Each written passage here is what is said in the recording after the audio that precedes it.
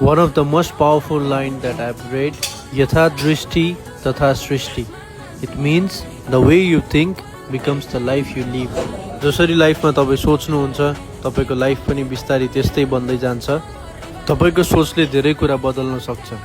Real लाइफमा यदि तपाईँले सधैँ समस्याहरूमा मात्र ध्यान दिनुहुन्छ भने हरेक ठाउँमा तपाईँले समस्या नै देख्नुहुन्छ। But when you start focusing on growth, discipline and possibilities, your perspective changes and so does your life.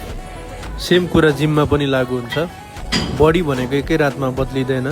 पहिले तपाईँको सोच बदलिन्छ, त्यसपछि तपाईँ भित्रैबाट म आफू चेन्ज हुन्छु भन्ने माइन्डसेटले मेहनत गरेर र डिसिप्लिनको साथ अगाडि बढेर हरेक वर्कआउट, हरेक रेप, हरेक दिन you choose discipline over excuses.